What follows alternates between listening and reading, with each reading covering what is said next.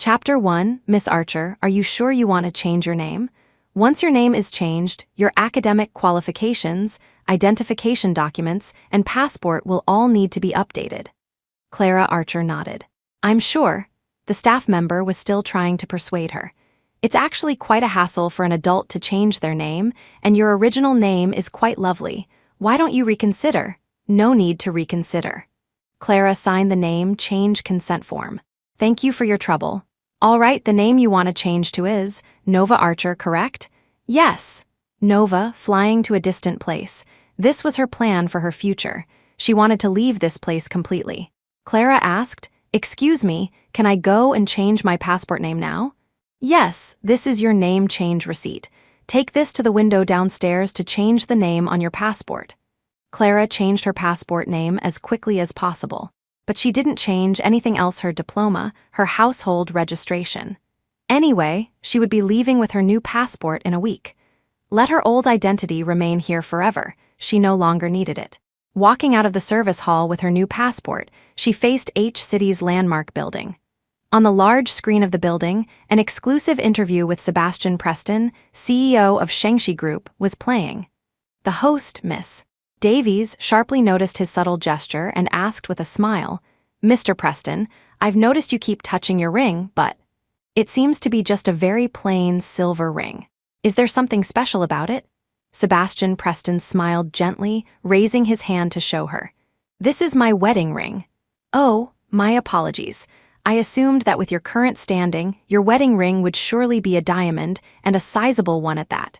Sebastian said, "I made my wedding ring myself, polished it bit by bit, and even engraved my and my wife's names on the inner band." "Wow, there really are two sets of letters, PSN and," Sebastian said, "AN.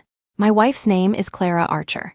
"Wow, I really envy your wife. She must have saved the galaxy in her previous life to marry you, Mr. Preston." Sebastian simply said, "Actually, I must have saved the galaxy in my previous life to be able to marry her." Among the passers-by, almost all were voices of envy. Only the person at the center of it all, Clara Archer, she merely gave a sarcastic smile. She and Sebastian Preston had once been deeply in love. From school uniforms to wedding gowns, they had walked together for 15 years. In the eyes of classmates and teachers, they were the most loving couple. Until 2 months ago, she received a picture from a strange woman. The girl looked to be in her early 20s, but she was wearing seductive stockings and a nightgown. From her neck down to her chest, it was covered in bluish-purple marks. No need to guess. She had just experienced a fierce battle. She made a V sign at the camera, and on her index finger, she wore a silver ring, slightly too large, likely a man's. Engraved on the ring was a line of English letters, PSNAN. Later, she saw the girl in Sebastian's office. Her name was Jenna Lane, a fresh college graduate, 21 years old, Sebastian's newly hired personal assistant. At that moment, Clara's mind went a little blank. She really wanted to rush into Sebastian's office and ask, "Does personal assistant include sexual assistance?" But then, she gave up. In that photo, Jenna Lane's body, covered in marks, had already provided the answer. Amidst the surrounding gasps of amazement and envy, Clara left and went to a jewelry processing shop. When she took off the ring from her left ring finger, the pain was excruciating.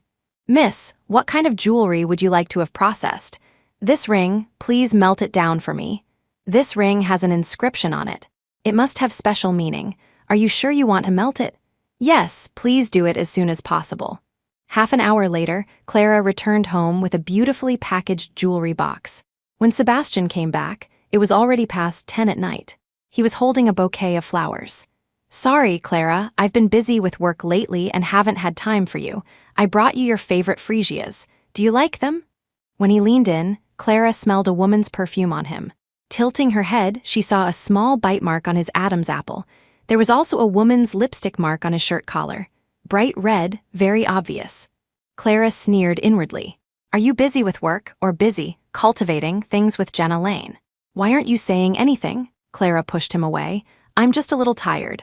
"Then I'll carry you to bed." Saying this, he bent down, preparing to carry Clara in his arms. Clara pushed him away again. "You're tired too. Take a shower and rest early." Sebastian reached out to take her hand, but suddenly noticed something. Clara, where's your wedding ring? Chapter 2, I took it off. But I made this myself, the proof of our love. Why did you take it off? Clara said perfunctorily, I've gained some weight recently, it doesn't fit anymore.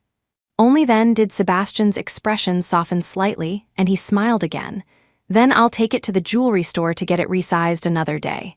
We'll see. By the way, what's that on the table? Sebastian pointed to the exquisite jewelry box on the table, somewhat surprised. Clara, is this a gift for me? Clara nodded. Yes. Inside it was a small silver ingot. She had melted their wedding ring and put it in there. Sebastian, however, was very happy. What day is it today? Clara proactively prepared a gift for me. Clara's heart sank even further. Today is our wedding anniversary. Sebastian's face instantly turned very ugly. He coaxed Clara, almost fawningly. I'm sorry, Clara, work has been really busy lately. How about we go out to eat tonight? I'll book a restaurant right now. No need, I've already eats. Then I'll take you out to see the night view, take a walk by the river. I'm tired, I want to sleep. Sebastian, as if trying to please her, wrapped his arms around her waist from behind. Come on, Clara, we haven't walked together in a long time. I feel like you've been a bit cold to me lately. If this goes on, I'll start to suspect my Clara has had a change of heart. Have I had a change of heart? It was clearly you who had someone else in your heart first. Your heart left me first. And this time, I will take back my heart forever, along with myself, completely. On the way out, Sebastian drove, smiling and telling her about recent happenings. Clara sat in the passenger seat, head turned towards the window, deaf to his words. Because just as she was fastening her seatbelt, she had found a woman's stocking in the crevice of the passenger seat. Clearly worn. Then she stuffed it back in, pretending nothing had happened. Since she had already decided to leave, she didn't want to argue with him anymore. Apart from hearing useless lies, she would get nothing. If she couldn't get it, she didn't want it anymore. When they reached the riverbank, Sebastian got out of the car first and helped her open the door. Clara, we're here. Clara didn't actually want to come, but this riverbank was a place they often visited when they first got together. Since it started here, let it end here. Wow, isn't that Mr. Preston from TV, today the one who made his own wedding ring. I remember what a perfect husband. He even shielded his wife's head from the car roof so she wouldn't bump it when getting out. Awa so considerate. Just as they were talking, Sebastian's phone rang. He said somewhat apologetically, Sorry, Clara, wait for me a moment. It's work stuff. I'll take this call and be right back. Go ahead. Wait for me right here, don't wander off. Naturally, there was another burst of exclamations from the surroundings. Mr. Preston treats his wife like a daughter, even afraid she'll get lost. He spoils her too much. Only Clara, her face impassive, stood by the river, gazing at the glittering surface of the water in the night. When Sebastian saw the caller ID just now, the smile at the corners of his lips couldn't be suppressed. Affectionate, sweet, with a hint of teasing. How could it be work? But she couldn't be bothered to expose him. It was a bit cold by the river, so she decided to go back to the car and wait. On the car's infotainment screen, Sebastian's social media account hadn't been logged out. It was synced with his phone. The chat history was scrolling message by message. The person on the other end was named Kitten. Sebastian, miss me? Kitten, the nights without you are a bit empty. Sebastian, naughty vixen, wasn't hurting you 7 times today enough. Kitten, not enough, darling, I want more. Sebastian, all right, when we get to work tomorrow in the office, I'll satisfy you. Kitten, heh, then I'll wear black stockings to work tomorrow. The subsequent conversation was even more obscene, filled with vulgarities and flirtation. Clara only felt a chill run through her entire body. She turned off the screen. She trembled all over, unsure if it was from the cold or anger, her nails digging deeply into her palms. Sebastian returned quickly, in about 15 minutes. Sitting back in the car, he clutched his chest and let out a deep sigh of relief. I turned around after finishing the call and didn't see you. You scared me to death. Thank goodness you're all right. Clara no longer wanted to look at his hypocritical face. She lowered her head, looking at her hands. It was cold outside, so I came back to the car. Good. Stay wherever you like. Clara suddenly looked up. Having read their chat history, this sentence took on another meaning for Clara. Stay wherever you like. That stocking in the crevice of the passenger seat. Could it be that they had done it in the passenger seat too? Clara suddenly felt nauseous, pushed open the car door and threw up. Chapter 3. Sebastian was frantic, rushing forward to check on her. "Clara, what's wrong?" Clara vomited until she was dizzy and disoriented, unable to recover for a long time. She didn't understand. Why would Sebastian, who loved her so much, cheat on her? Wasn't he afraid she would find out? Or did he think he was being discreet enough, completely capable of hiding it from her forever? The evening breeze blew, and Clara's mind cleared somewhat. Sebastian asked her, "Are you okay, Clara? If you're not feeling well, I'll take you to the hospital now." "No, I probably just ate something bad for dinner." "Then come find me at the company tomorrow, and we'll eat together." Clara gave a cold laugh. Go to the company to watch you and Jenna Lane tumbling around in the office? She suddenly had a mischievous thought. "All right, then I'll go to the company with you tomorrow morning, keep you company while you work, then we'll have lunch together, and in the evening we'll go home together." Sebastian hadn't expected her to agree at all. His expression became somewhat strained. "But I've been a bit busy with work lately. I might not be able to stay with you all the time." "You do your work. I'll just wait for you in your office." "All right then." Back home, Sebastian proactively offered to run a bath for Clara and went into the bathroom, but uncharacteristically closed the door. Clara, however, went downstairs and got back into the car. After starting the car, the latest chat history immediately appeared on the screen. "Sebastian, change of plans. We can't be in the office tomorrow." Kitten, a little disappointed. "Sebastian, don't be disappointed, Vixen. I'll take you to the rooftop. It'll be more exciting." Kitten, heh, darling, you're the best. When Clara returned to the bedroom, Sebastian was just coming out of the bathroom. "Clara, the bathwater is ready. You go take a soak." "No, I want to rest." "All right, sleep if you're tired." "By the way, that gift you put on the table, can I open it now?" Clara said, "Open it in a week." "Why wait a week? I want to see what gift my Clara prepared for me right now." Because in a week I will leave you forever. Because in a week this gift will have meaning."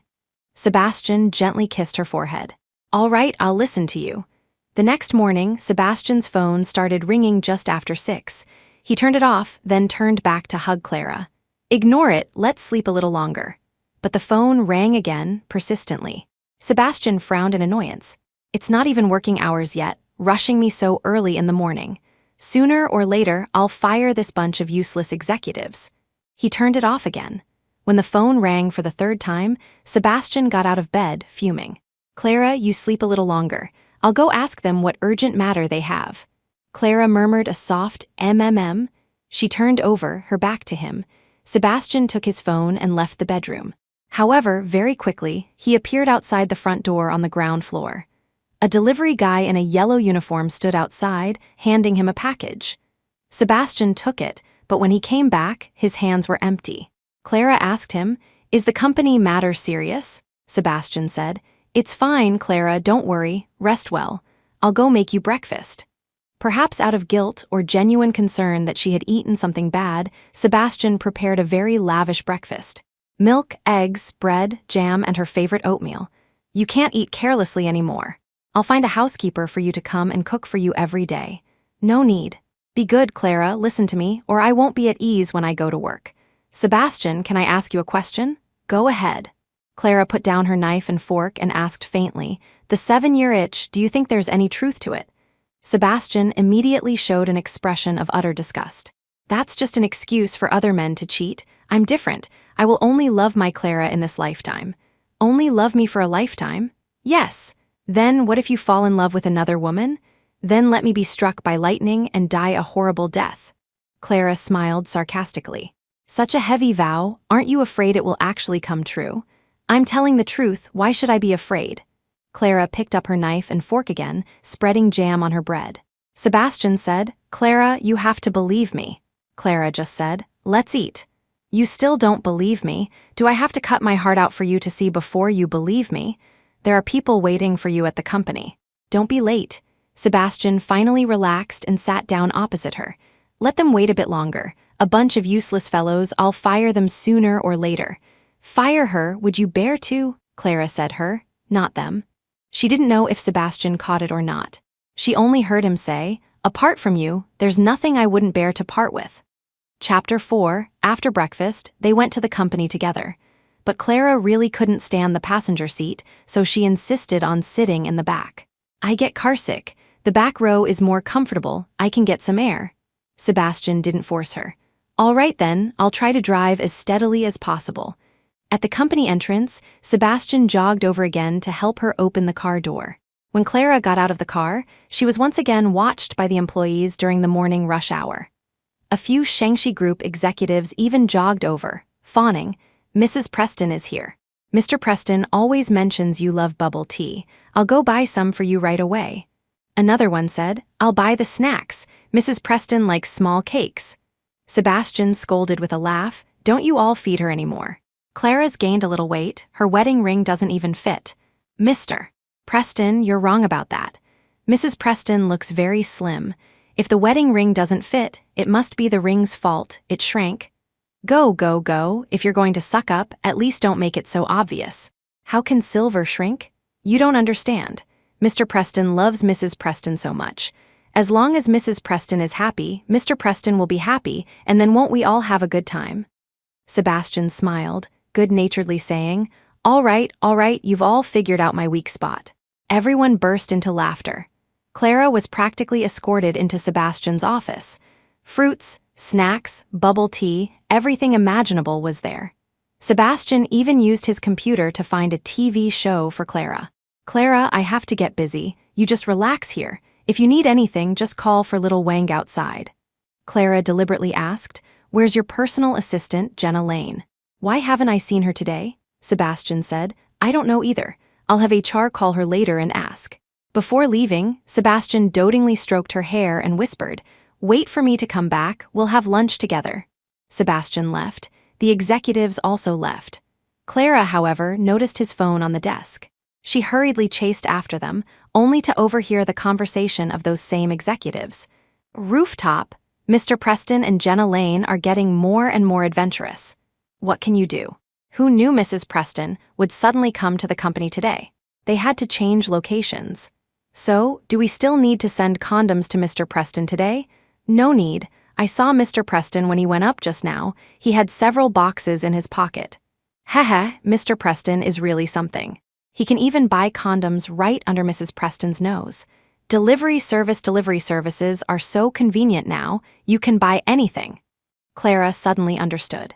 So, those persistent calls in the morning were from the delivery guy. He had placed an order early in the morning, asking the delivery service to buy condoms for him. It seemed he was really looking forward to today's rooftop rendezvous, starting preparations so early. "I wonder if a few boxes will be enough. Last time, Mr. Preston and Jenna Lane were in the car for a whole day and night. The next day when Jenna Lane came to work, her walking posture was strange. If it's not enough, just send him more as subordinates. We have to serve the boss well, don't we? Didn't you just say you have to serve the boss's wife well? What does she know?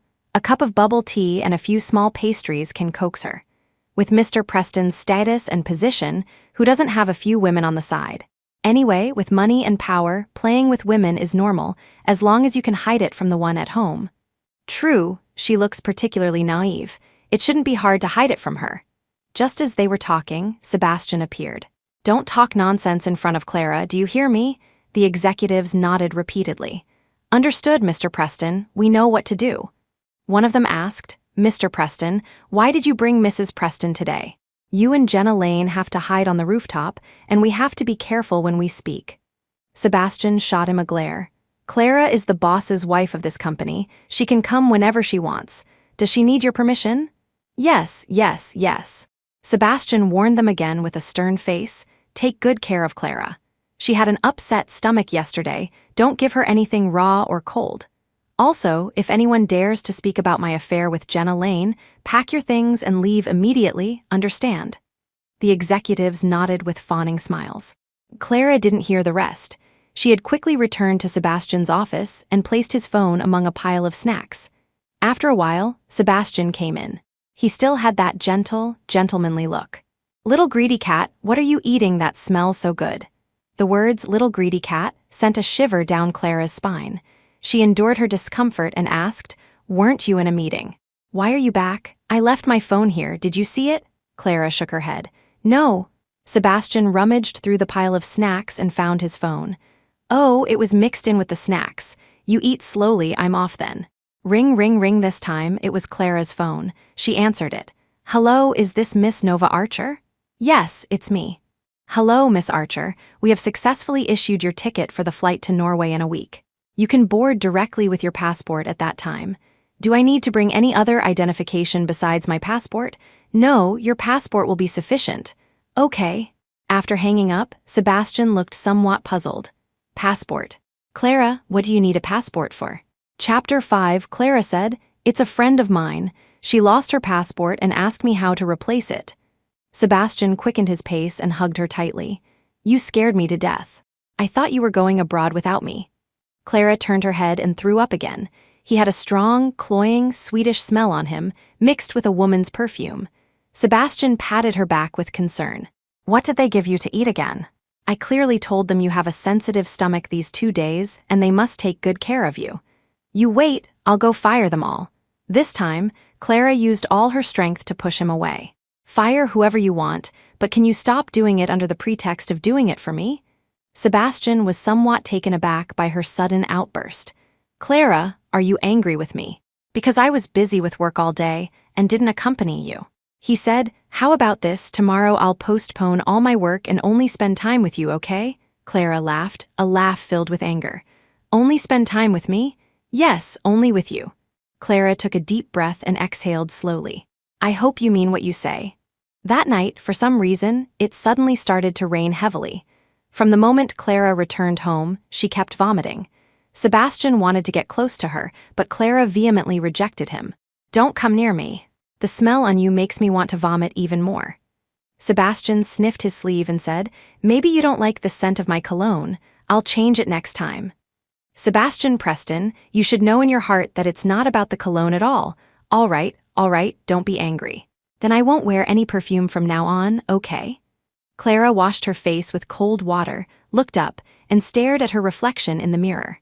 And outside the bathroom, Sebastian was anxiously waiting, holding a cup of hot water. She just didn't understand why, even now, when he was covered in the Swedish smell of intimacy and Jenna Lane's perfume, he could still act so righteously in love with her. She didn't understand why Sebastian seemed to care about her, yet still unscrupulously betrayed their relationship. Was it true, as the executive had said? It's nothing for men to play around with women outside, as long as they can hide it from the woman at home. He had misjudged her. She wasn't that naive and easy to deceive, nor was she willing to abandon her bottom line to that extent. Since it was no longer wholehearted love, she didn't want any of it. The next morning, Sebastian took her to the hospital. After a series of tests, Dr. Evans gave his conclusion. It should be stress-induced gastroenteritis. Sebastian asked, What is stress-induced gastroenteritis? It means the patient has recently experienced significant emotional stimulation, which has had a major impact on her, leading to abnormal gastrointestinal function and thus the vomiting. Sebastian asked Clara, have you encountered anything unhappy recently? Tell me, maybe I can help you solve it. Clara turned her face away, avoiding his closeness. You can't solve it. Tell me first. There are very few things in this world that I can't solve. Yes, this matter really could only be solved by him.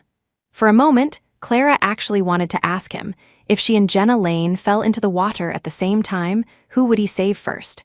But on second thought, one should not entrust one's fate to another person.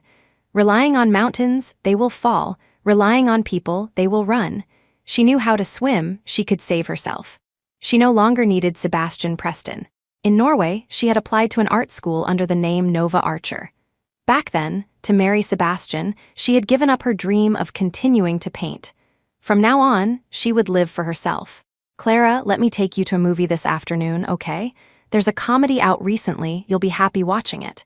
Afternoon, don't you have to work? Didn't we agree? I'll spend the whole day with you today.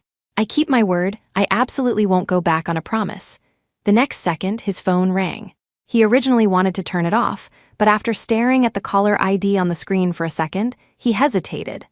Clara watched his expression change from initial annoyance to subsequent difficulty. She smiled. Answer it. Company matters are important. Sebastian said, I'll be quick, just give me 5 minutes. Sebastian was about to go out with his phone when Clara stopped him. Just answer it here. I don't understand your company's affairs anyway. No need to worry about me leaking secrets. Sebastian paused awkwardly. After hesitating for 2 seconds, he answered, his brows furrowed with anger. Didn't I tell you not to call me today? What is it? Someone on the other end said something, but Clara vaguely heard a woman crying. In front of her, Sebastian spoke somewhat cautiously. All right, I understand. Wait a moment. After hanging up, Sebastian said apologetically to Clara, Clara, there's a very important document at the company that needs my signature. The manager has already brought it to the hospital, he's just downstairs. I'll sign it and come right back up, half an hour at most. Clara nodded. Sebastian practically ran, quickly leaving the consultation room. Dr. Evans smiled and said, Mrs. Preston, Mr. Preston really loves you.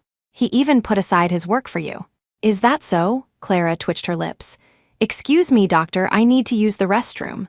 All right. Exiting the consultation room, Clara happened to see Sebastian, unable to wait for the elevator, running down the stairs. He indeed went downstairs, but to the floor below it was the obstetrics and gynecology department. Her phone vibrated. Jenna Lane, Miss Archer, I'm so sorry, he might not be able to accompany you today with just one call from me, he'll rush to my side. Chapter 6, Jenna Lane's messages kept pouring in.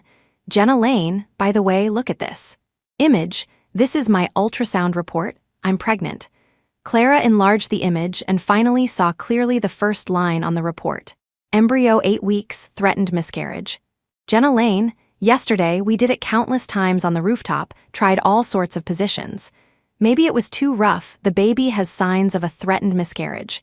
Oh dear, it's all his fault.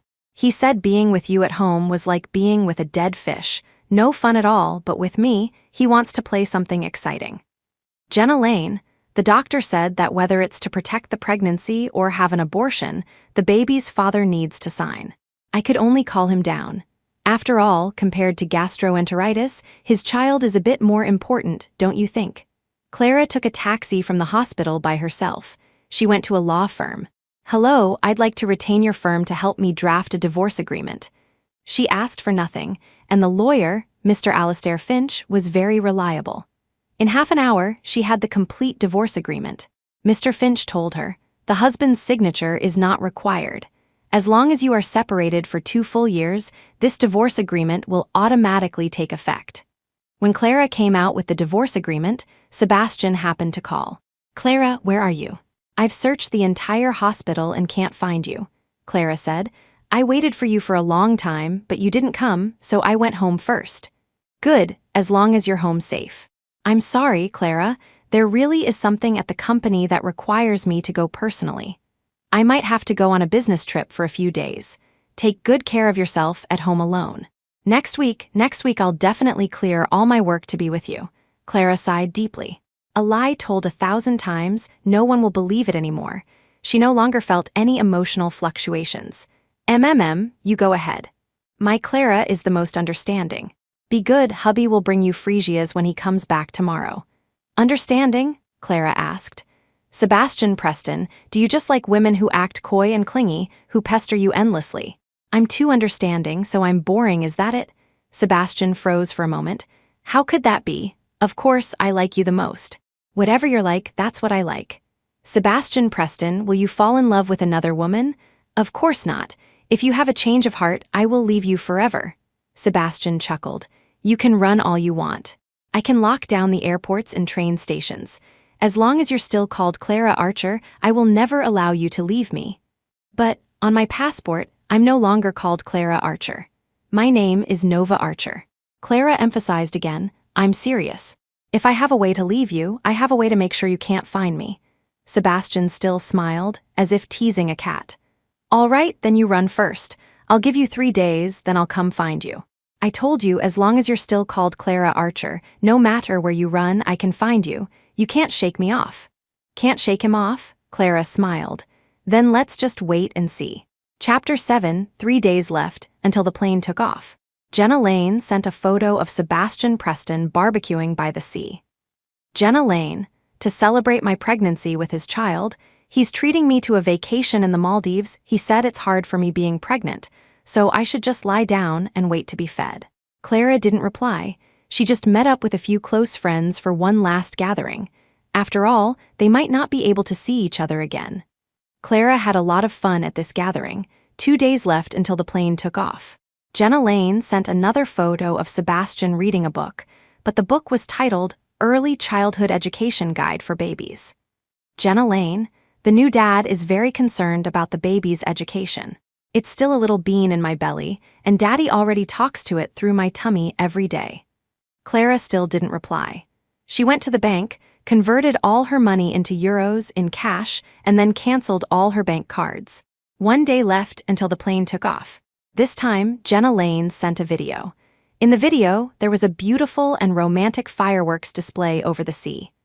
Jenna Lane cried emotionally, and Sebastian Preston gently hugged her, comforting, "Why are you crying? There will be more surprises in the future." Jenna Lane, he booked the entire island for me, bought out all the fireworks in the Maldives just to celebrate my birthday. So today was Jenna Lane's birthday. Birthday plus pregnancy. For the two of them, it should be considered a double blessing. After watching, Clara just smiled faintly, then called a local charity organization. "Hello, I have a batch of clothes I'd like to donate to impoverished mountainous areas." Soon, representatives from the local charity organization drove over. During the days Sebastian was away, she had already packed everything up. A total of 5 large bags of clothes and shoes. She donated them all, leaving nothing behind. Her ID card, household registration book, degree certificate, etc., all these things belonging to Clara Archer, as well as all her daily necessities in the house, she took directly to the funeral home, gave the staff some money, and asked them to burn everything. Standing in this home she had lived in for 5 years again, Clara herself felt a little unfamiliar. This home had been cleaned out by her, completely devoid of any trace of her. She only had a backpack. Inside, it only contained her passport. If there were any old belongings, it would be the phone in her hand. She used her phone to call a taxi to the airport. The driver stopped at the terminal entrance. Just as she was about to use her phone to pay the fare, she received a call from Sebastian. "Clara, I'm back from my business trip. I'm coming home to pick you up now. Let's go out for dinner." He was back, with Jenna Lane by his side. Clara, sitting in the taxi, happened to witness the two of them walking out of the terminal. Sebastian was pushing a luggage cart with 2 suitcases, one blue and one pink, clearly a couple set. And Jenna Lane was holding his arm, leaning against his shoulder like a dependent bird. Was the business trip tiring? "It's okay, not too tiring. By the way, I remember you said I could open the gift you gave me today, right?" "Right. I'm so excited. You made me wait a whole week. I've been guessing every day what you'd give me. Our wedding anniversary, it must be something very meaningful, right?" "Very meaningful. You'll know when you see it." "Okay, then wait for me. I'll be home in about 2 hours. 2 hours, that was enough. By then, her plane should have already crossed the border." "Okay. See you in a bit then. Love you, Clara." After hanging up, she saw Jenna Lane pout into satisfaction, and Sebastian lowered his head and kissed her on the lips, seemingly to appease her. The taxi driver reminded her, "Miss, you haven't paid the fare yet." Clara withdrew her gaze, scanned the driver's payment QR code, and directly transferred all the money from her messaging app account to him. The driver saw it and was somewhat alarmed. "Miss, you entered the wrong amount. It's $25, not $2,500. I'll refund it to you." "No need." Clara pushed open the car door and got out. "I won't need it anymore. Thank you for bringing me here." "You're welcome. This is my job. You also paid the fare, so I would definitely bring you." "That's different. You brought me to the path of my future rebirth." After getting out of the car, Clara directly turned off her phone, took out the SIM card, and casually threw it into a trash can. Then she gave the phone to a little boy. The little boy was very happy. "Thank you, big sister," Clara smiled and patted his hair. "You're welcome." The child's mother felt embarrassed. "This is too valuable, we can't accept it." Clara asked, "Are you going abroad?" "Yes, we're going to Africa to find his father." Clara smiled and said, "Then take it. You might need it when you get to Africa." "All right then, thank you." Clara waved goodbye to them. "Have a pleasant journey." The airport broadcast was announcing, "Passenger Nova Archer, please proceed to gate H23 for boarding as soon as you hear this announcement. Your flight is about to depart." Clara clutched her passport, took one last look back, and then resolutely walked towards the boarding gate. Chapter 8. After Sebastian Preston hung up the phone, he didn't feel the slightest bit amiss. Jenna Lane, however, was consistently unhappy.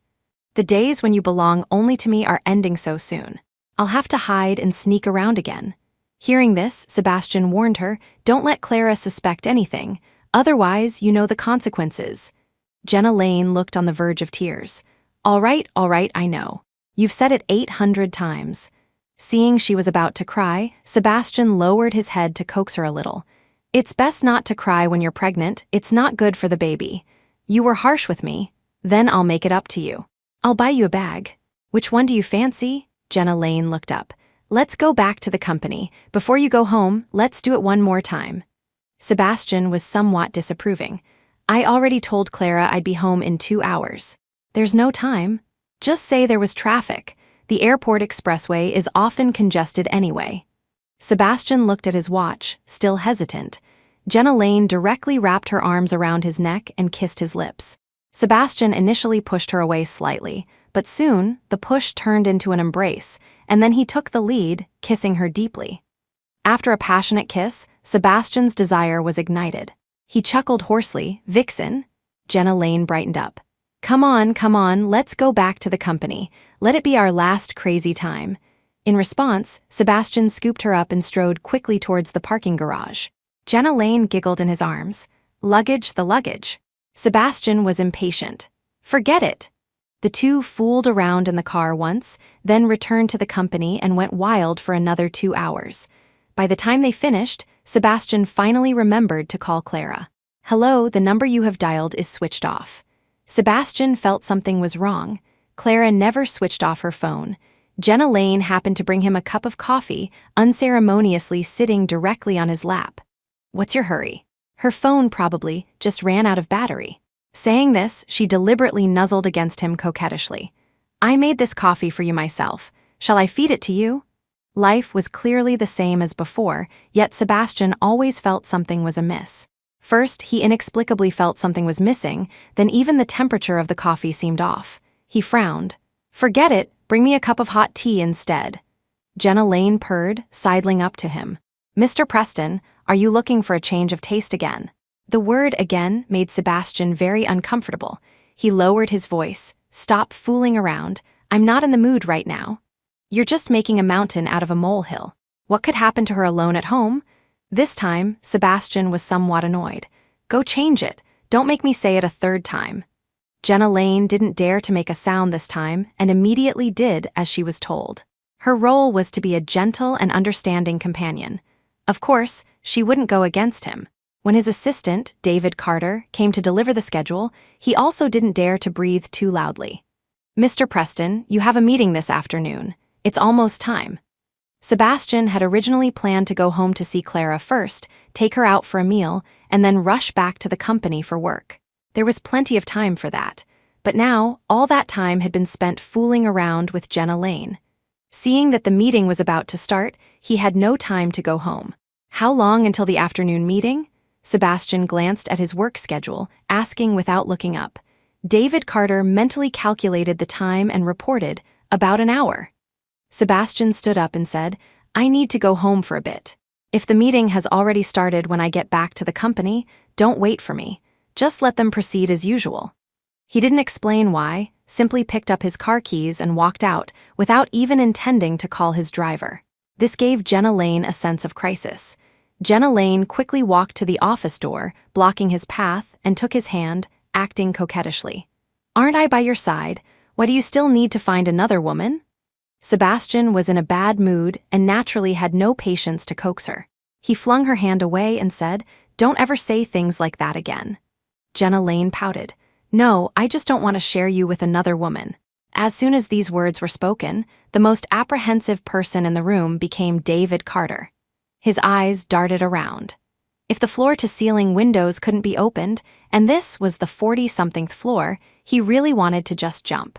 Sebastian turned to look at Jenna Lane, his expression becoming solemn and serious, his voice tinged with a warning. "From the very beginning, I told you to understand your position. Clara is my wife. She will always be Mrs. Preston. Chapter 9, Jenna Lane fell silent, disgruntled. The title of Mrs. Preston and Sebastian's money would be hers sooner or later. Haste makes waste. She would tolerate it for now. Sebastian hadn't been home during the day for a while. Standing in the familiar villa, he experienced a rare sense of unfamiliarity and novelty. They say absence makes the heart grow fonder. Perhaps this was the reason. "Clara, I'm back." He called her name, walking briskly through the courtyard and into the living room. The flowers and plants in the courtyard were neatly trimmed, and the furnishings inside remained unchanged, spotless everywhere, showcasing the owner's taste and style. This was all Clara's doing. Sebastian wanted to hug her and say, "You've worked hard, dear," but looking around, he couldn't find her at all. So he found the part-time cleaner who was working and asked, "Where's Mrs. Preston? Did she go out?" Usually, at this time, Clara should have been at home. The maids looked at each other, none of them able to say where she was. "We don't know. We haven't seen her since this morning." Sebastian was somewhat displeased. "You don't even know if she had breakfast." No one answered his question. Everyone was thinking to themselves, shouldn't you, her husband, be the one who knows her whereabouts best? What's the point of asking us? Sebastian sensed the subtle atmosphere. He lowered his hand and found a way to save face. "Forget it. It's useless asking you all. I'll go find her myself." He thought Clara was sleeping in late on a leisurely morning, just like when they were students, and tiptoed upstairs. But the bedroom was also empty. The windows and curtains were open, sunlight flooding the entire room, making everything inside seem warm and cozy. But this warm environment was missing the very person who should have been there. Clara was gone. Sebastian subconsciously walked over for a look, and then saw a letter pressed under a box on the dressing table. On it were the last two sentences Clara had left for him. "I know everything about you and Jenna Lane. I'm gone, don't look for me." She didn't even sign off, just ended their many years of relationship so lightly. He didn't know that she had long been speechless with him. Sebastian almost immediately called her, but Clara didn't answer. Sebastian clenched the letter with her handwriting, so tightly that the edges crumpled, yet he was completely unaware. He persistently continued to call her, repeatedly pressing the dial button while refusing to miss any corner of the house in his search. But whether it was her favorite flower garden in the backyard or the rooftop terrace with the swing for stargazing, she was nowhere to be found. She had truly left home. "Sorry, the user you are calling is currently switched off." After hearing this sentence for an unknowable number of times, he faced reality. Clara would not answer his calls. There must be another way. Calm down, Sebastian vigorously rubbed his face a few times. When his consciousness finally returned, he opened his contact list and started looking for the phone numbers of their mutual friends. They had known each other for many years and were once a model couple who went from school uniforms to wedding vows. They were quite familiar with each other's lives and social circles. Sebastian first called Clara's best friend. The friend didn't answer at first, only reluctantly picking up on the third call. After learning his intention, she replied with a cold laugh, "Your husband and wife. If you can't find her, how could I possibly know?" The call was directly hung up. Sebastian couldn't be bothered with her bad attitude. He immediately started calling other people. But the results were all the same, and they all had some unspoken criticisms of him, only holding back due to politeness. Their mode of interaction in recent years had been visibly off. Sebastian, unwilling to give up, pressed an old classmate on the phone. Hasn't she contacted anyone at all during this time? If she really wanted to leave, she should have discussed it with someone, right? The old classmate sounded like he had heard a joke. "You're Clara's husband. If you can't find any clues, what's the use of her contacting us? You should carefully recall if you've had any recent arguments." Sebastian fell into silence. He and Clara hadn't sat down for a proper conversation in a long time. If they still had arguments, perhaps she wouldn't have resorted to running away from home. He hung up on this last contact, and an uncontrollable panic began to rise in his heart. The furnishings in the bedroom were the same as elsewhere, but Clara's things were all gone. Chapter 10, the more Sebastian Preston thought, the more panicked he became. He was afraid she had acted impulsively and would find things missing while staying in a hotel, even more afraid she would have financial difficulties while traveling to clear her head. So, he simply sat down next to the swing and logged into his bank account to start transferring money to her. He didn't even see clearly how much money he transferred, only knowing he pressed several zeros. He was genuinely afraid she would encounter difficulties outside, completely unaware that she never needed him to support her. A bank employee called him shortly after. "Mr. Preston, all your recent transfer operations have failed." Sebastian was on the verge of a breakdown, devoid of his usual composure. He asked directly, "Is there a problem with the transfer limit or frequency? I can prove these are my own operations. If you need a verification code and signature, I can provide them immediately. I want to transfer money to my wife." He couldn't remember the last time he had personally transferred money to Clara. It seemed that for a long time, wealth and his rising status had made him neglect many trivial matters. The wedding anniversary arrangements were done by an event planning company. Gifts were bought by his assistant, and even the household expenses for their shared life were automatically deducted. These individual matters were all small, but together they were enough to be the last straw that broke the camel's back. Sebastian belatedly realized that he had unintentionally grown so distant from her. He was filled with extreme regret, and his desire to compensate her grew even stronger. But the bank employee told him, "Mr. Preston, there's no problem on your end, but the account you're transferring to no longer exists." "Why? That bank card was canceled yesterday." "Yesterday?" Sebastian heard himself ask the question, then hung up the phone amidst the employee's affirmative reply. Exhausted, he raised his hand to cover his face and let out a choked sob. If only he had called Clara in the past few days, he would have noticed something was wrong with her. But he hadn't. Now it was all too late.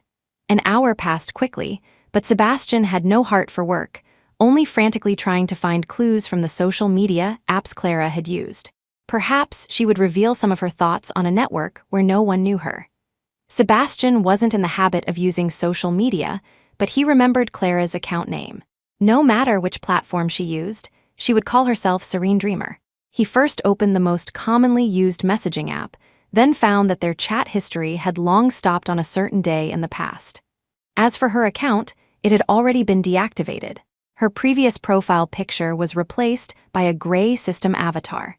Sebastian felt as if he had been punched in the chest. He then searched for content related to Serene Dreamer on other social media platforms. The results were either "user does not exist" or an account clearly registered by someone else.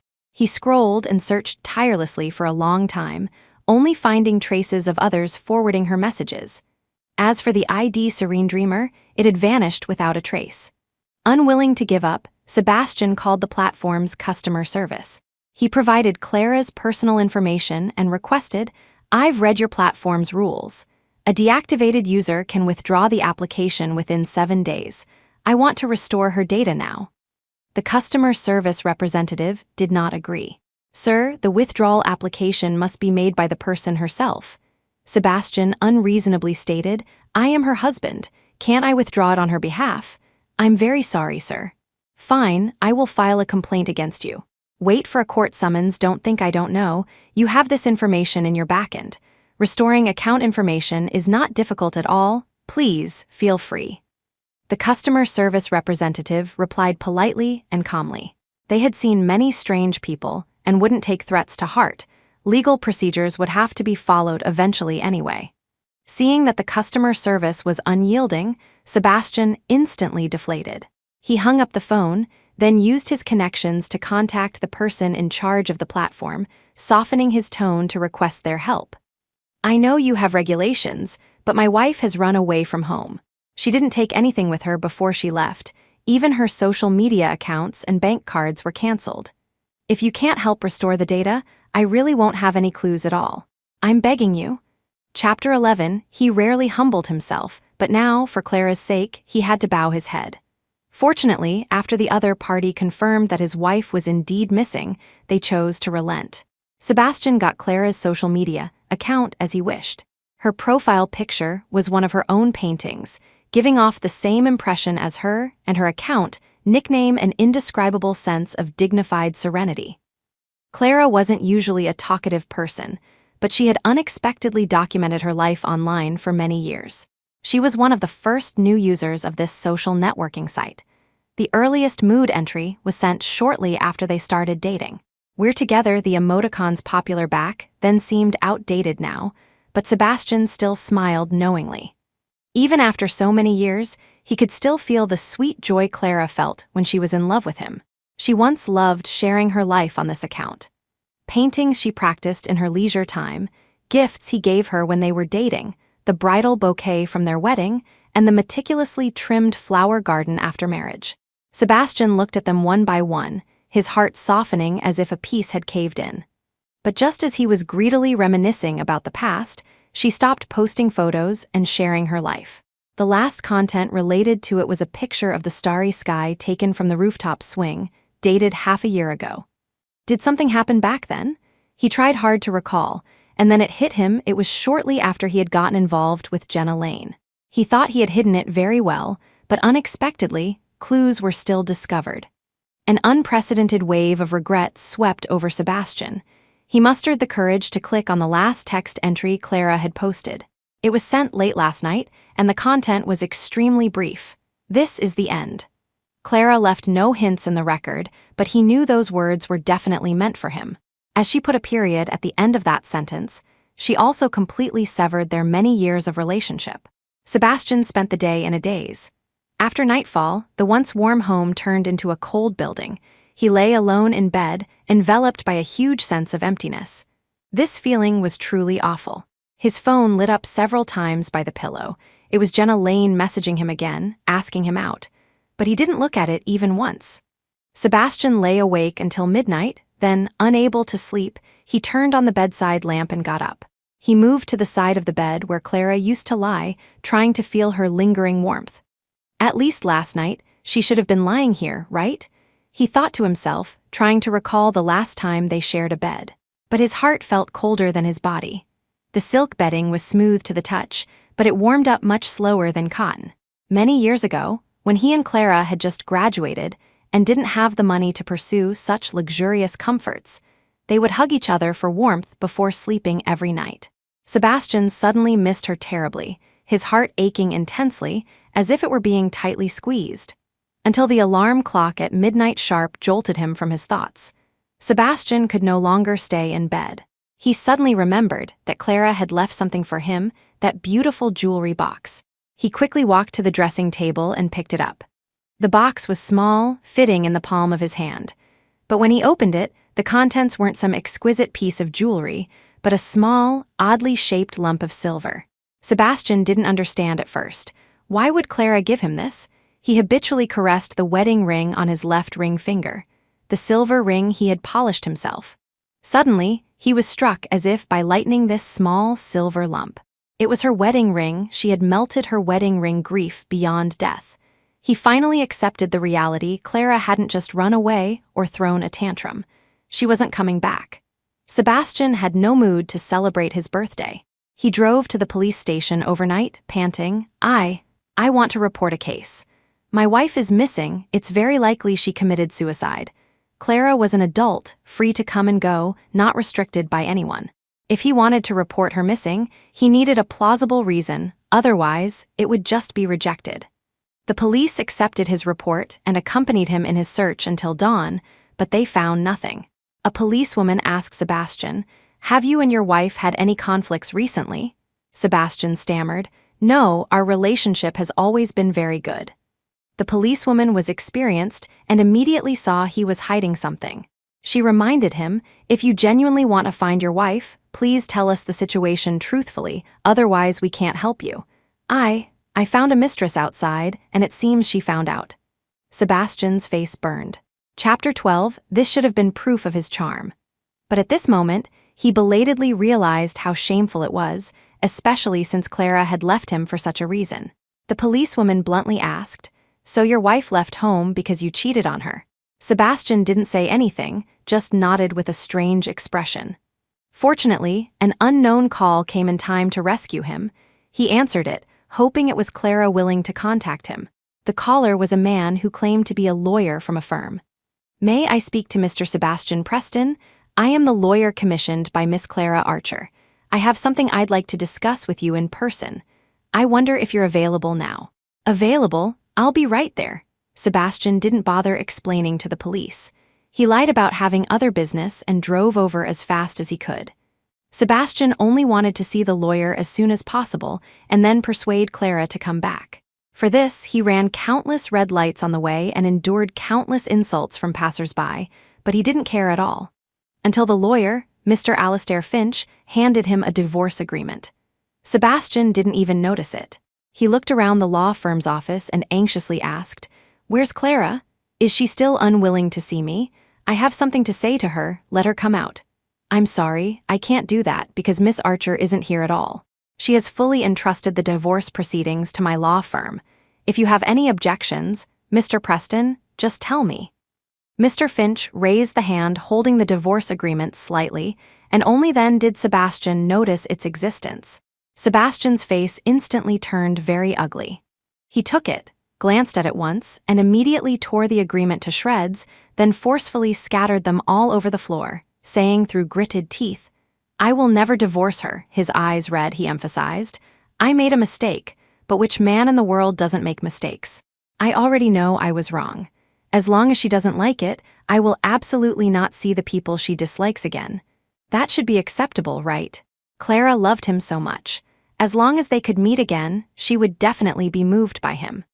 Mr. Finch smiled slightly and reminded him, "Mr. Preston, since you already know you are the party at fault, you should also be very clear that divorce is not only achieved through agreement, there is also divorce by judgment. Miss Archer said that if you don't agree, she will entrust me to sue. She doesn't even plan to tell me this in person." Sebastian looked at the lawyer in disbelief, trying to find a flaw in his expression that would indicate he was lying. Mr. Finch smiled politely. "Miss Archer said she doesn't want to see you. Everything that needed to be said was left in the letter." Sebastian let out a choked laugh. "Is that even a letter? She just left me 2 sentences. Anyway, I won't sign it. The divorce agreement is torn. I want to see her in person." His heart ached uncontrollably, as if something very important had been brutally ripped from his chest. Mr. Finch had anticipated such a reaction. He waited for Sebastian to calm down a little, then opened his folder, took out a new divorce agreement, and handed it over, saying, "Miss Archer instructed that she said the first divorce agreement would definitely be torn up by you, so she prepared 2 copies. Sebastian was furious, snatching it and about to tear it again. "Mr. Finch reminded him with a slight smile, "Mr. Preston, if you wish, you can tear up as many copies as you like. The original was personally reviewed by Miss Archer. There are as many as you want. When you're tired of tearing, I can print more. Anyway, the costs can be reimbursed." Sebastian instantly lost all his strength. His attitude changed faster than flipping a book. He pleaded, "I'm sorry, my attitude was bad earlier. Can you tell me where Clara is?" The lawyer's attitude remained unchanged. "I'm sorry, Mr. Preston, I don't know that." The implication was that she didn't want to see him, not even for a final time. Sebastian's attitude became even better. He discussed with the lawyer in a gentle tone, "How about this? As long as you tell me Clara's whereabouts, I'm willing to exchange one. No, 50 million USD for it. Mr. Preston, I cannot disclose information that my client does not wish to disclose. It's just one case. 50 million is enough for you to open another firm or even retire outright, no longer needing partners. This is a very good deal."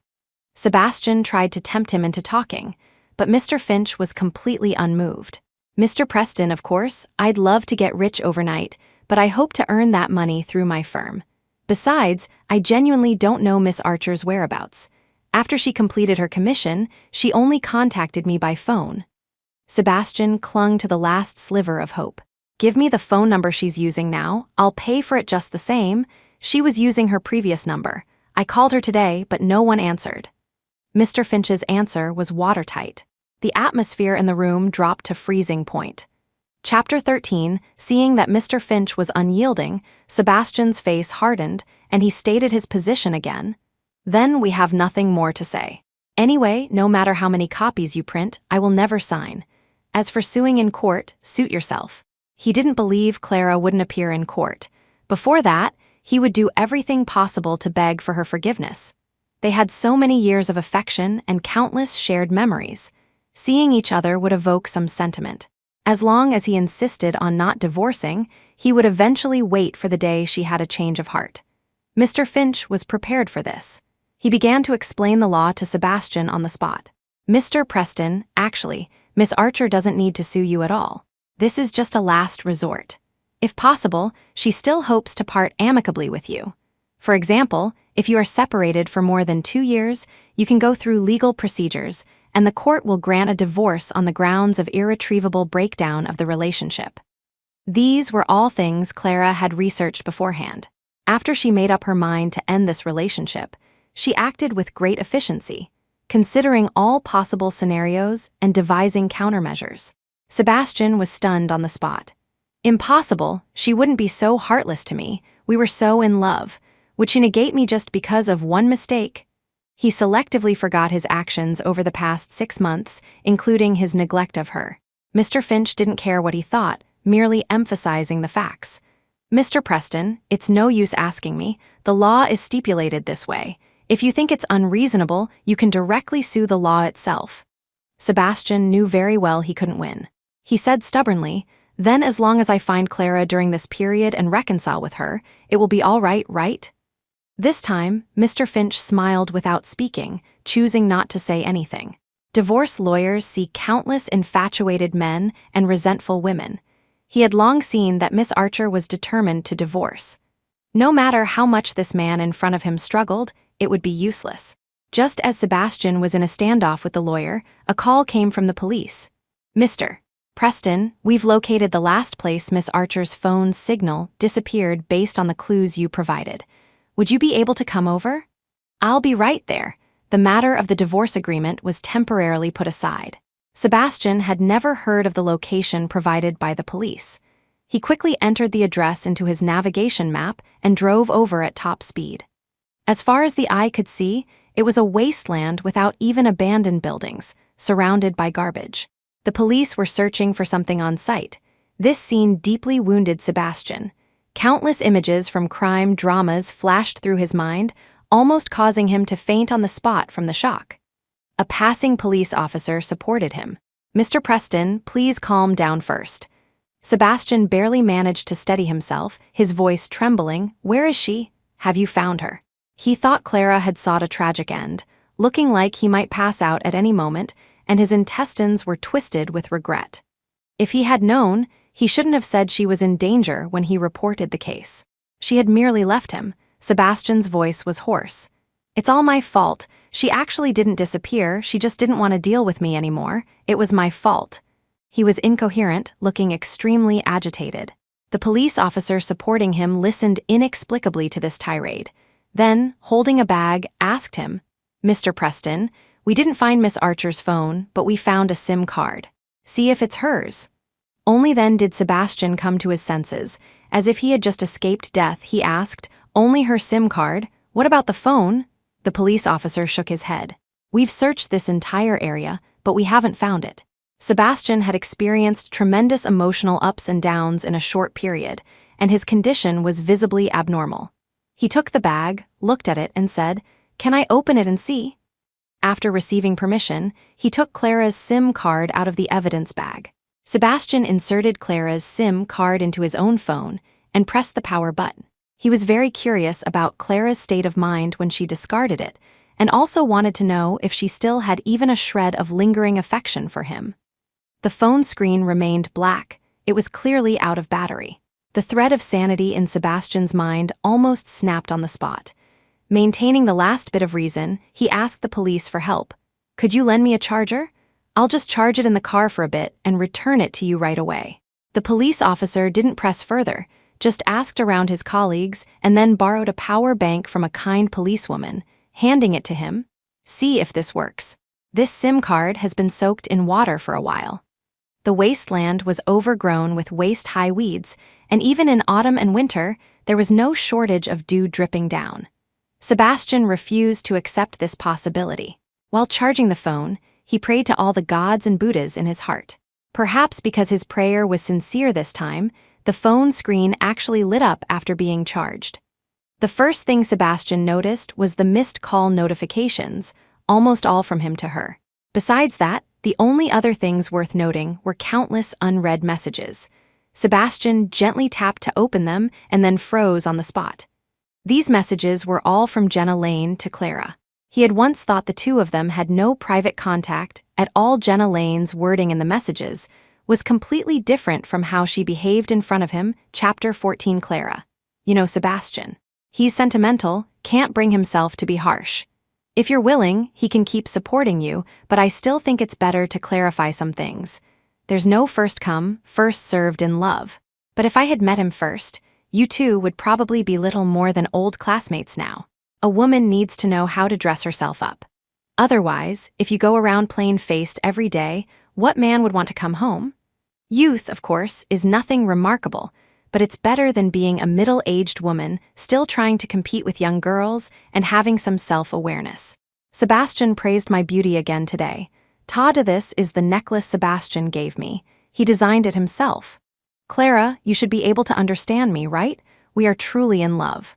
As long as you agree, that house will be left to you as a breakup settlement because Sebastian will buy me a new one.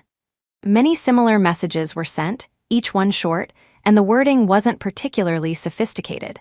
But calling her Clara repeatedly, always bringing up age and Sebastian, the green tea aroma was so strong it almost wafted through the screen. The policewoman who lent Sebastian the power bank happened to see a few messages and immediately sneered, her gaze towards him filled with more disdain. To allow an outside woman to send such messages to his own wife, even if he had no intention of divorcing, he was at least thinking of starting a small family outside. Perhaps only Sebastian himself thought that keeping Clara in the dark was the ultimate expression of his love for her. Sebastian frowned, feeling as if he had been plunged into an ice cellar. But these messages were just an appetizer. He scrolled up through the records and found that Jenna Lane had been sending pictures to Clara every few days. There were photos of gifts she had demanded from him, screenshots of him transferring amounts like 520, I love you, and 1314, forever to her, and even indecent photos of her leaning against him after he had fallen asleep. Looking at the scenes in the photos, Sebastian suddenly felt nauseous. He found himself utterly disgusting. The police officers nearby, at this point, could easily guess what had happened. Seeing his reaction now, their sympathy was very limited. Sebastian forced himself to return the power bank to the policewoman, his expression dejected as he pleaded, I want to go back and see. Please continue searching for traces of Clara. He no longer had the face to call Clara his wife in front of outsiders. On the way back, he called Jenna Lane, his voice colder than ever. Where are you? Come to my house. There are some things we need to clarify in person. Jenna Lane was overjoyed. When? Immediately. Sebastian hung up after speaking.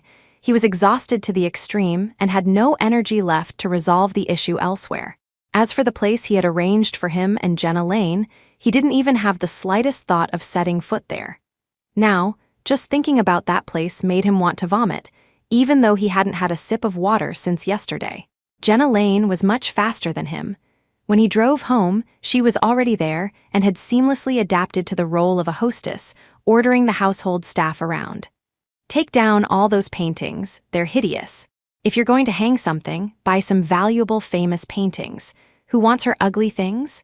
Oh, and the carpet needs to be replaced too. I'll give you a brand later, get the most expensive custom-made one, otherwise my girlfriends will think I'm lying to them when they come over. Pull out all those flowers outside, I want the most expensive ones. She chattered excitedly, keeping everyone busy, while she herself flitted around like a butterfly, occasionally touching this, pinching that, plucking leaves from bonsai trees and casually tossing them aside. She didn't even restrain herself when she noticed Sebastian's presence. Jenna Lane ran to him with a beaming smile, pouting coquettishly, Why are you only back now? Have you decided where we're going to celebrate tonight? I think we should do it here. After all, I'll be the mistress of this house from now on. Oh, where's the chef? I want to order. In front of him, she had always been like this little girl, though a bit willful and vain, in his eyes it wasn't a bad thing. Sebastian had treated her as a temporary amusement, never having high hopes, so naturally, he wouldn't be disappointed by her shallowness. Anyway, what he enjoyed was her admiration and youth. Only at this moment did he realize how terribly wrong he had been. He looked at her with cold eyes and asked, What are you wearing? Jenna Lane was immersed in the beautiful fantasy of soon becoming Mrs. Preston. Hearing this, she didn't sense anything amiss. She even twirled, holding her skirt. I found it in the dressing room. How is it? Doesn't it suit my figure? I looked around, and this was the only suitable one. This nightgown was designed for comfort and skin friendliness. On Clara, it would evoke thoughts of a cozy dreamland.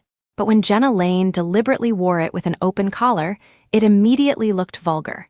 Anger instantly flared in Sebastian's eyes. That's a nightgown I bought for Clara. She hasn't even worn it yet. Chapter 15, Jenna Lane completely misunderstood his meaning, giggling as she threw herself into his arms. Isn't this even more exciting? Sebastian, what are you doing? Halfway through her sentence, Sebastian, who could bear it no longer, ripped the nightgown off her. Sebastian ignored the screams in his ears, only stopping when the dress was completely thrown onto the floor. He hadn't looked Jenna Lane in the eye again from beginning to end. The servants were just there to earn a salary. Why would they want to see such a scene? They all turned and fled, reaching the courtyard as quickly as possible. Jenna Lane was first aghast, but when she realized no one else was around, she immediately let out a knowing, coquettish laugh. Oh dear, it's not like I don't understand what you mean. Why are you being so rough? Saying this, she burrowed directly into Sebastian's embrace, making no attempt to hide her intentions. The two of them had come together for that business in bed. There was no real affection, so naturally, there was no need for shame. As long as she could please him, she could get loads of money. As for whether he saw her as a plaything or a lover, it didn't matter. Having the title of Mrs. Preston and the property was enough. Jenna Lane was still dreaming of marrying into wealth, but Sebastian's reaction was to push her away forcefully. Truly shameless, you are not worthy to wear her clothes, nor are you worthy to touch her things. His eyes burned with furious anger, as if he was utterly disgusted by her, not even wanting to touch her. Jenna Lane had thought she had victory in her grasp this time, that she was a shoe-in for the future Mrs. Preston. After arriving, she had planned to whisper in his ear, urging him to go through the divorce procedures. For this, she had even carefully groomed herself, changing into a loose nightgown, wearing only underwear underneath. How am I shameless? Haven't you always liked me this way? Her face turned pale, but she retorted defiantly, simultaneously trying to pick up the nightgown, but her wrist was grabbed. Sebastian questioned her with icy eyes. If you had even a shred of decency, you wouldn't have sent Clara those messages, much less secretly photographed us together. I warned you long ago not to flaunt yourself in front of her. Did you cause her to leave? He blamed everything on Jenna Lane, as if this could negate the harm he had caused Clara. Jenna Lane realized things were exposed. Her first reaction was to play dumb. What are you talking about? How could I send messages and photos to Clara? I try to avoid her at all costs. Did she find out something? Anyway, there was no proof for such things. She didn't believe Clara would be willing to maintain this marriage after discovering Sebastian's affair. You're still lying, Sebastian almost laughed out of anger. I was blind before, mistaking a fish eye for a pearl, but you're just a plaything. How dare you dream of becoming the real deal? In my heart, you're not even worth a speck of dust under her feet. He vented all his anger from being unable to find Clara onto Jenna Lane. Yes, it must be because she sent messages to Clara that his beloved left. Even if he was at fault, it was only a secondary responsibility. It was the first time Jenna Lane had seen Sebastian look at her with such horrifying eyes. She became even more determined not to admit it, crossing her arms to partially cover her body. She must have made up those messages herself and framed me. Saying this, she tried to go back upstairs to change into her original clothes, but Sebastian wouldn't let her go, pulling her back. Jenna Lane panicked. Sebastian, what are you doing? This time, Sebastian couldn't be bothered to waste words on her. He directly held up Clara's phone for her to see. The screen clearly displayed the explicit photos she had sent and the deliberately provocative messages. Jenna Lane hadn't expected Clara to show him the messages. She blurted out, "Shouldn't she have just asked you for a divorce directly?" As soon as these words were out, she immediately realized her slip of the tongue and tried to cover it up. I didn't mean to lie. I was just afraid you'd be angry. Please forgive me this once. If it weren't because I loved you so much, I wouldn't have taken the risk." "Ha!" Sebastian cut her off with a cold laugh. "Whether you love me too much or love the status of Mrs. Preston and the Preston family's money too much, you know best in your own heart." He regretted it immensely, to have driven Clara away for such a woman. Jenna Lane, her true intentions exposed, was still unwilling to give up everything she had invested. She tugged at his sleeve, her eyes red as she pleaded, "Time reveals a person's heart. Don't you know if I'm sincere? I'm with you because of you. Do you think Clara truly loves you? If a woman is truly sincere with you, she'll be jealous for you. But her, she never replied to me. I was also doing it for your own good. If it wasn't to help you see her clearly, why would I risk sending photos? What if she sent them out?" "Shut up," Sebastian was completely done with this act. He interrupted her sharply. Chapter 16, You're not qualified to judge Clara. Besides, isn't getting them published what you've always dreamed of? You photographed me so clearly, yet you were very restrained and didn't get yourself in the shot.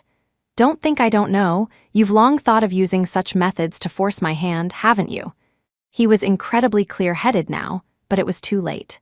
Jenna Lane still wanted to argue, but he was thoroughly disgusted with her and truly didn't want to give her another chance. He directly picked up his phone and called the villa's security. "Remove the person who shouldn't be here." The villa's security personnel were on call 24 hours a day and arrived immediately upon receiving the order. Jenna Lane refused to go with them, still struggling fiercely. "Sebastian, you asked me to come. If you want me to leave now, I'll leave immediately, but you can't do this to me." Sebastian walked into the house with his back to her, tossing a sentence over his shoulder without looking back. "Don't let me see you again." "Sebastian," Jenna Lane was thus dragged out of the villa gate. She watched helplessly as the ornate iron gate closed in front of her, as if seeing the life of a wealthy socialite drifting away from her. She began to shout loudly, her voice choked with tears. "Sebastian, even without me, she would have divorced you sooner or later. You really can't blame me for this." On this point, she and Sebastian had reached a subtle consensus. Neither was willing to take responsibility. Only when she heard the pointing and muttering of passersby behind her did she realize, as if waking from a dream, what a state she was in. An older woman, Mrs. Gable, who lived nearby, spotted her. "What's wrong with this young girl? It's so cold, why did she run out naked? Young people these days play so wild, it's truly outrageous." Another neighbor chimed in, "Didn't you hear? She said it herself, she caused someone's divorce. It looks like she fought with the original wife and got kicked out." Tusk, the young girl looks decent enough. How could she do such a shameless thing? It's a good thing this is modern society, otherwise she'd be paraded through the streets like this. Another onlooker remarked, and others agreed, some using terms like trollop or broken shoe under their breath. Such a spectacle was truly rare. Passersby discussed while taking out their phones to film, not caring if it would be blocked when uploaded to short video sites. Jenna Lane was still hoping to marry into wealth. She absolutely couldn't ruin her reputation outside. She covered her face and pleaded towards the inside of the gate. "Sebastian, Mr. Preston, I'll leave right away, but at least give me a piece of clothing." The security guard heard the commotion outside and went back to report to Sebastian. "Mr. Preston, Miss Lane is," he was cut off mid-sentence. Sebastian shot him a glare. "I don't want to hear any more news about her." His mood was visibly terrible, and the guard wasn't about to provoke him over a stranger who had turned his employer's house upside down. He quickly fell silent. Jenna Lane shouted hoarsely outside for a long time. Seeing Sebastian's utter heartlessness, she simply abandoned her pitiful facade and began to yell like a shrew. "Do you think I really care about you? If you weren't so easy to hook, would I even bother with you? You'll definitely regret this later. Men are all despicable. When she paid attention to you, you dreamed of keeping the flag at home flying while having colorful flags fluttering outside. Dream on, you keep saying Clara is your true love, but did that stop you from fooling around with other women outside? Don't act so devoted that you deceive yourself." She completely dropped the act. Passersby had originally just stopped to watch the excitement, but hearing such informative words, they all lingered, curious about who could create such a big scene and make such a fool of themselves. Jenna Lane finally felt a sense of shame, her face flushed red. "What are you looking at? Careful, I'll call the police, it was a workday."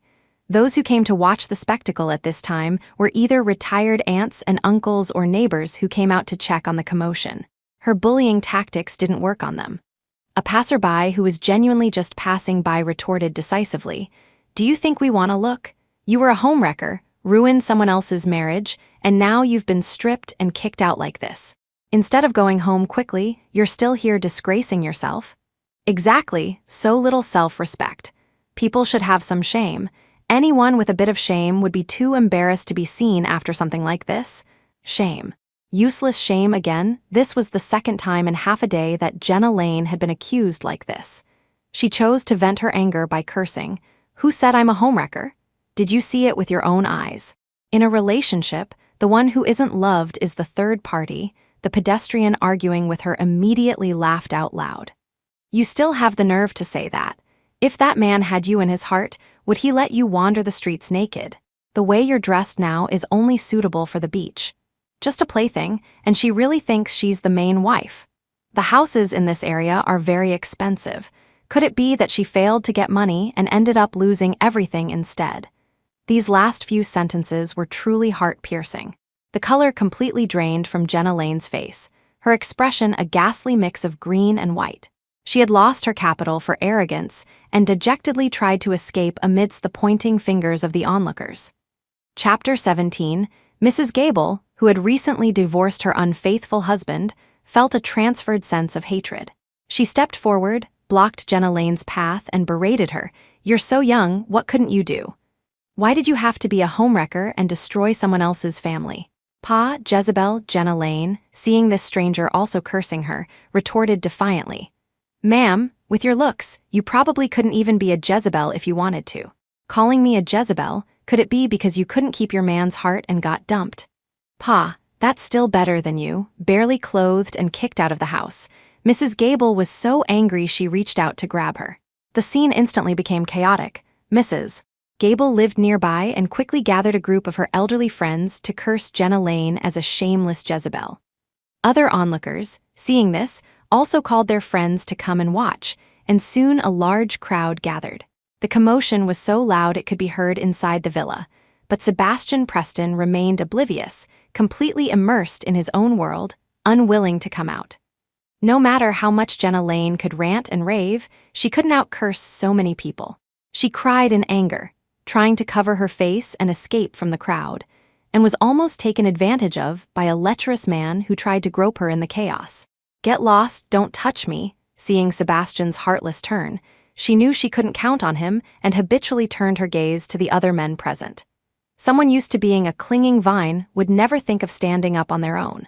Jenna Lane decided that all the women watching were jealous of her and pinned her hopes on those few leering men.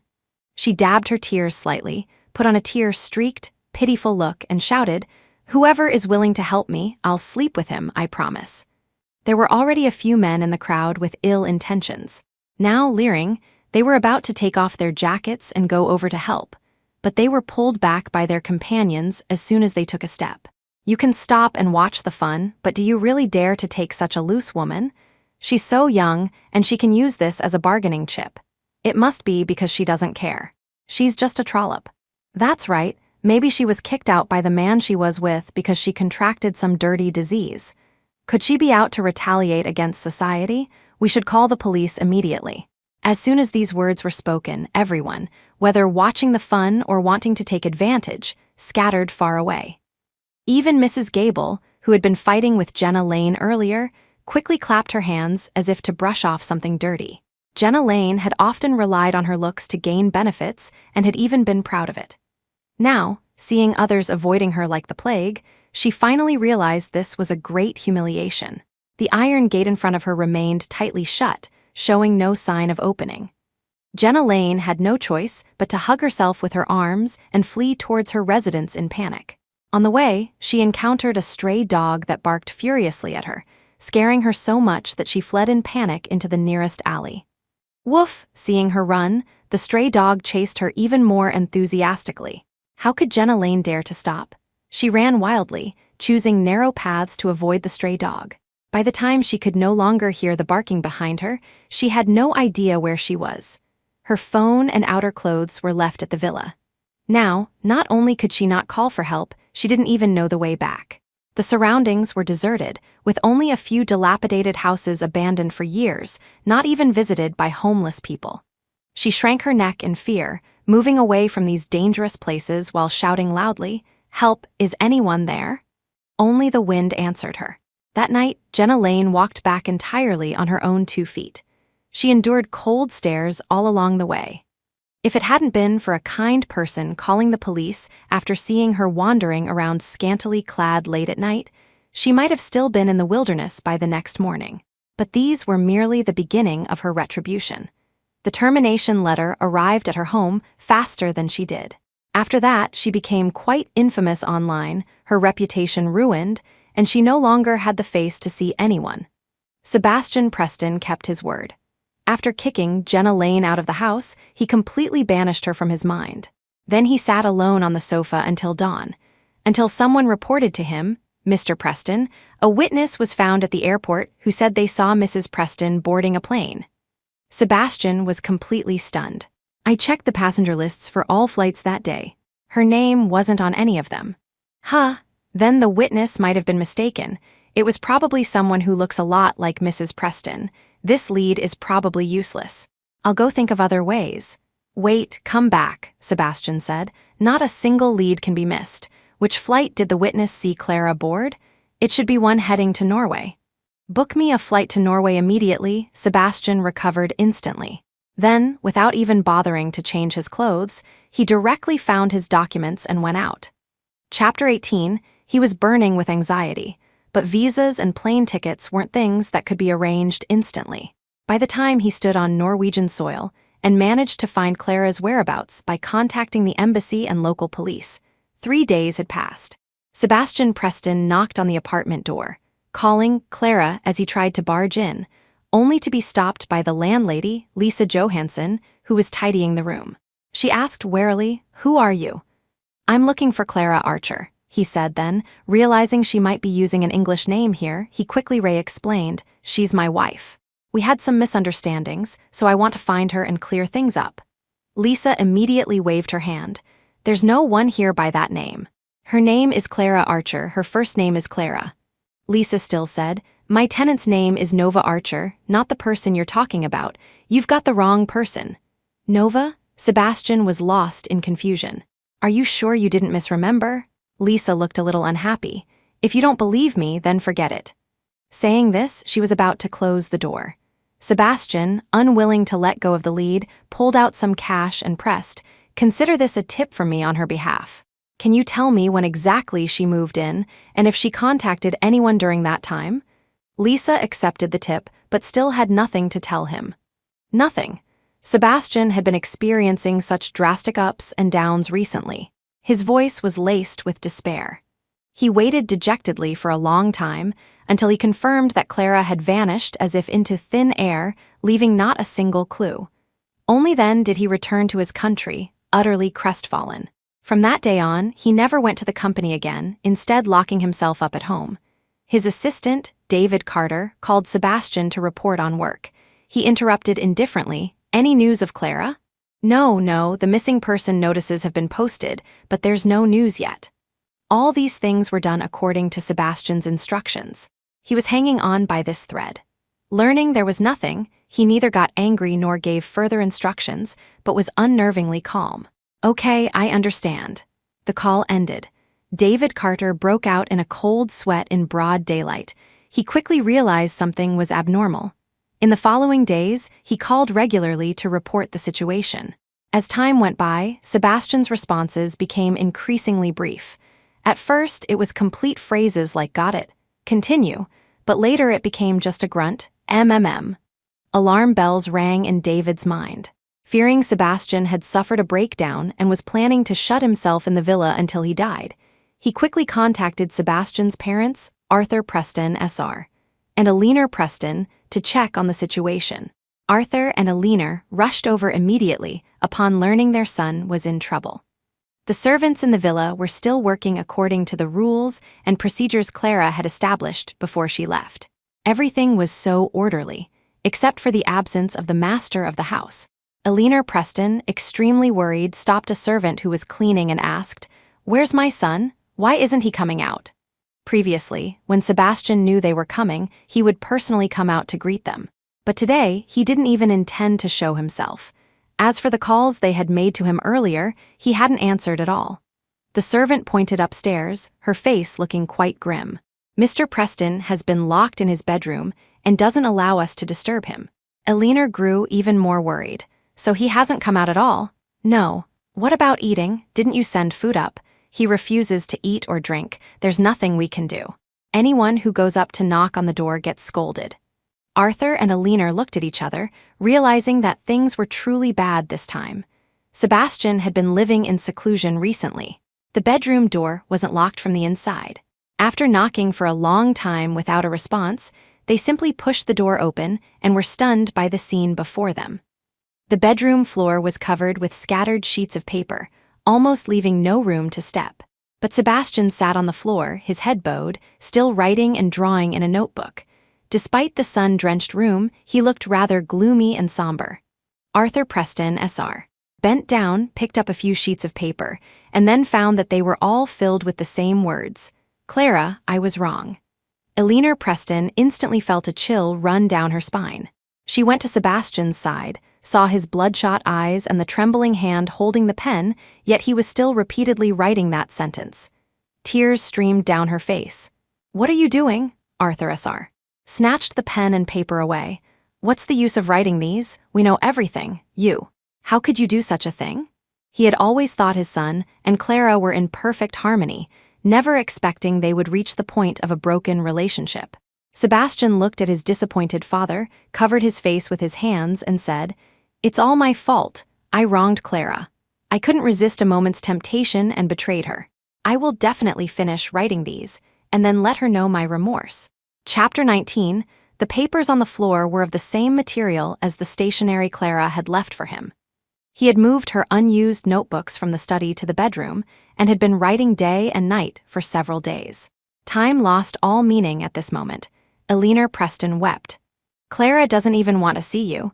Even if you fill a room with apology letters, what's the use? You should say these words to her in person.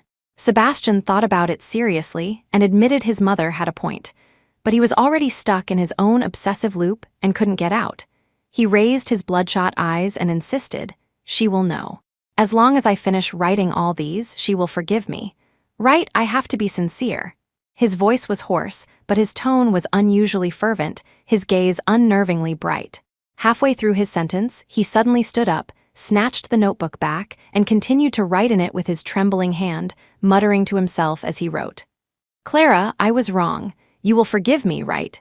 As long as I fill all these notebooks, you will come back and forgive me. I'm sorry. Sebastian tirelessly repeated these words. Eleanor, looking at her son who seemed to have gone mad, pleaded helplessly. I'm begging you, Mom's begging you, stop writing these things without eating or drinking. If this goes on, you'll die. No matter how much she pleaded, Sebastian remained unmoved. She wanted to snatch the notebook, but she wasn't strong enough. Finally, Arthur Preston SR, unable to watch any longer, came up with an idea. Don't you want to apologize to Clara? Then you have to let her know your attitude. How about this? There's a popular missing persons show recently. Go sign up and apologize to her personally in front of the camera and the audience. That show was very popular recently, and Sebastian had the aura of a young talent. There would be no shortage of attention. Perhaps Clara would indeed see his repentance from somewhere in the world. Sebastian immediately signed up himself and, by offering additional investment, secured a guest spot on the latest episode of the show. The production team, sensing the gossip potential in his marital crisis, wasted no time in increasing their promotional efforts, ultimately making the episode a hit before it even aired. Sebastian made no effort to hide his feelings, but for the sake of the show, he showered, shaved, and tidied himself up. Before leaving, he specifically put on the first tie Clara had bought for him after their marriage. At that time, their love was strong, and they would give each other a good morning kiss in an embrace before leaving for the day. But as time passed, such a beautiful past was ultimately destroyed by him. The audience seats in the studio were packed, all drawn by this major gossip event. The host, Miss Davies, noticed Sebastian's haggardness at a glance. In the initial questions, she tried to subtly probe the reasons for his marital breakdown, but unexpectedly, he was very direct and admitted the whole story from the beginning. I came here today actually to say sorry to my wife, Clara Archer. I broke my promise. When we were together, I said many sweet things to her, thinking we would grow old together, loving each other as we did at first, but I didn't expect I would be unable to resist temptation and make a mistake. Regarding our marital problems, the fault lies entirely with me. I was the one who cheated first, which is why she left. Today, I am sitting here just hoping she will give me a chance to seek her forgiveness." Sebastian spoke with genuine emotion, clearly expressing his apology to Clara, his voice nearly breaking with sobs by the end. This video, with the help of the production team's promotion, quickly spread across the internet and sparked discussions on major forums. Some netizens even traced Clara's previous paintings and the identity of the third party, Jenna Lane. But among so many different voices, there was no news related to Clara. Sebastian waited for several days, finally mustering his spirits to call his assistant, David Carter. "I remember there's a video section on the company's official website promotional page. Put my apology video up there, indefinitely, until there's news of Clara. Isn't this the same as trampling his own and the company's reputation into the ground?" David felt this was a bit too much, but he didn't dare to dissuade him, only asking, "Should it be posted on the headquarters site or the branch offices?" "All of them," Sebastian said, as if it wasn't enough. "Aren't there ad slots on social media? Buy those up too, both domestic and international. I want headline-sized banners. If anyone has news of her, they can contact me. Oh, and put my private number up there too." An ordinary missing person notice caused a huge uproar due to Clara's identity and the story behind it. Sebastian thought that by doing this, Clara, even if she saw his haggard appearance on the show, would choose to call him for a proper talk. But she never contacted him, even though he kept his phone on 24 hours a day and turned the call notification volume to maximum. Several days later, the first call from an unknown contact came. The first sentence was, "Is the large reward for clues in the missing person notice real?" "Of course. All right, then give me 100,000 and I'll tell you where I saw her yesterday." "You saw her yesterday?" "Yeah, transfer the money quickly." Sebastian transferred the money without a second thought. Chapter 20, his sanity had long been crushed by boundless despair. Only after the person vaguely gave a domestic address did he hang up with a bitter smile. Unsurprisingly, this person was lying to him, but he didn't pursue it because he had no energy left. After that day, similar calls never stopped. Everyone claimed to have seen Clara in some place or another, then demanded varying amounts of money from Sebastian. He knew many of them were liars, but he still transferred money to them, just to grasp at the faintest glimmer of hope. The so-called rewards ultimately vanished like stones into the sea without causing even a ripple. But Sebastian didn't care at all.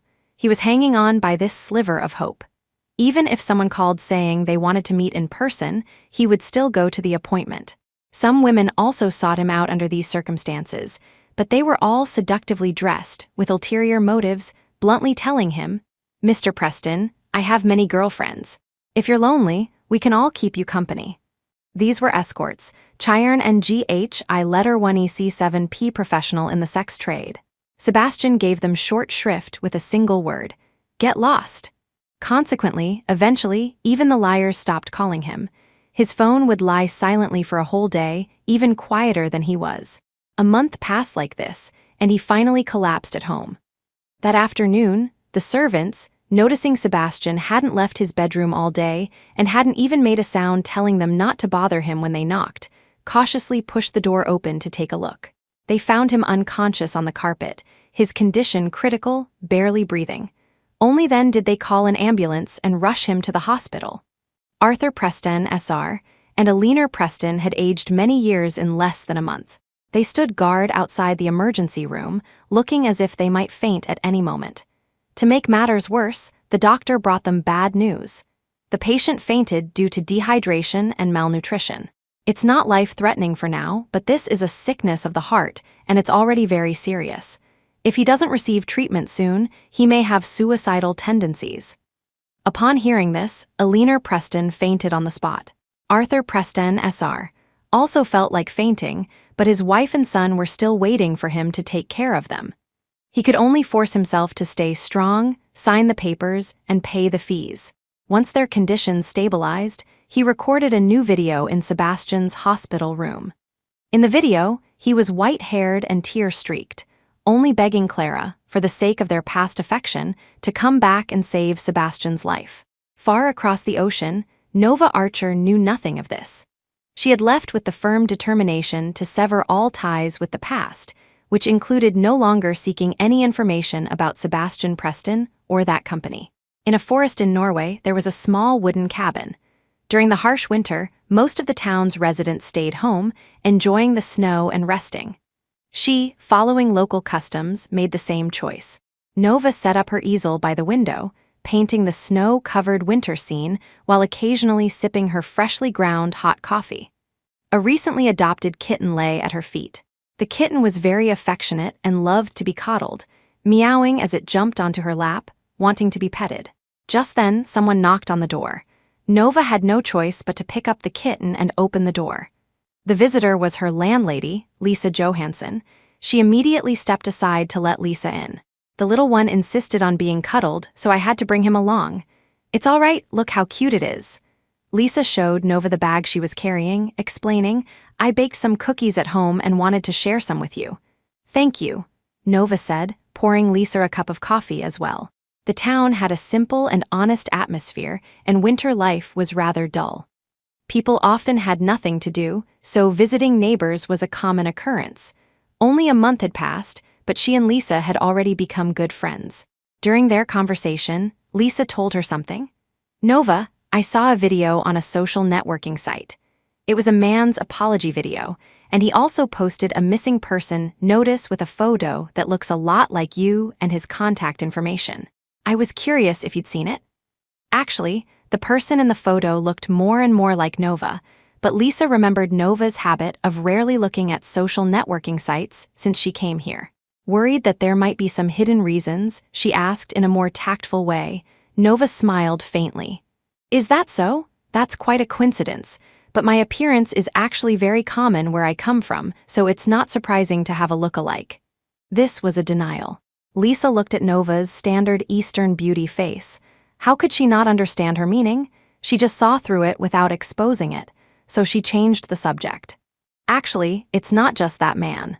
His parents also posted a video, saying he seems to be living a very miserable life, almost dying.